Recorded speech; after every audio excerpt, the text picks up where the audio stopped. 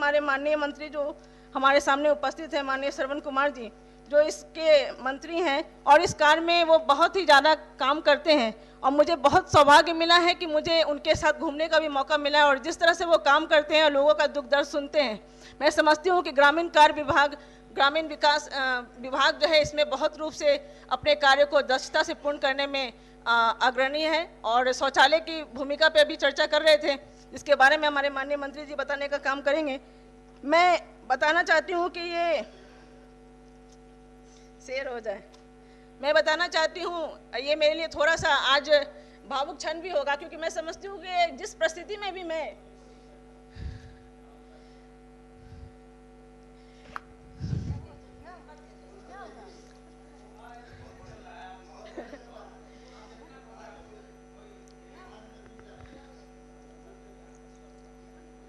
मेरी जो यहाँ पे उपस्थिति हुई महोदय,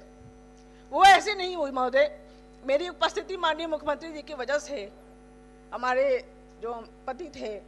उनका रद्द हो गया नॉमिनेशन, और उस परिस्थिति में मैं एमएलसी बन करके यहाँ आ गई। आप लोगों के समक्ष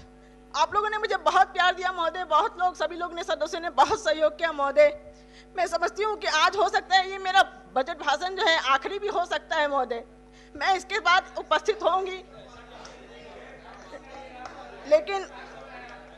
लेकिन आप लोगों का बहुत विश्वास मिला, बहुत सहयोग मिला, उसके लिए आपको दिल से धन्यवाद देती हूँ और आशा करती हूँ कि इस तरह से हम लोग जो है बिहार के विकास को प्रगति पे बढ़ाने का काम करेंगे। और मैं अपने माननीय मुख्यमंत्री को बहुत धन्यवाद देना चाहती हूँ कि इस तरह से वो ग्रामीण विकास और ग्रामीण कार्य विभाग के साथ साथ पर्यावरण को भी लेकर के गाँव को सुदृढ़ बनाने में अपना सहयोग कर रहे हैं। और हम लोगों को ये प्रतिनिधित्व करने का मौका मिला है, हम लोग अपनी भूमिका भी वहाँ पे निर्वहन कर रहे हैं महोदय। मैं कहना चाहती हूँ महोदय कि शिक्षक और सड़क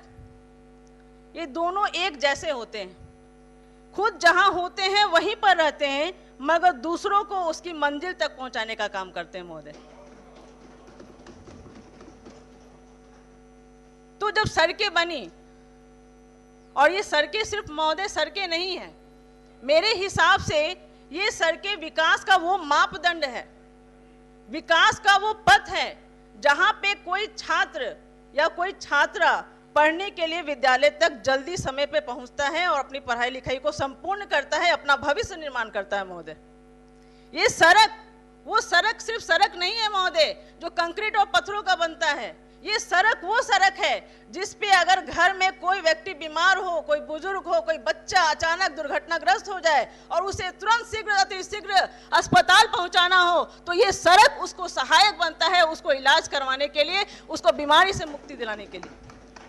परिवार में खुशियां लाता है महोदय। ये सड़क वो सिर्फ सड़क नहीं है महोदय, ये खुशहाली का प्रतीक है महोदय। अब क्या है, 15 सालों के साथ हम लोग का इतना अन्य आश्रय संबंध है कि जब तक कोई बात हम लोग 15 साल को लेकर के नहीं करें तब तक वो बात पूरी नहीं होती है। निश्चित रूप से 2000 में मेरी शादी हुई थी, आप लोगों को मैं बताना चाहती हूँ, और 2000 में मेरी जब शादी हुई थी और मुझे जब अपने ससुराल नालंदा जाना था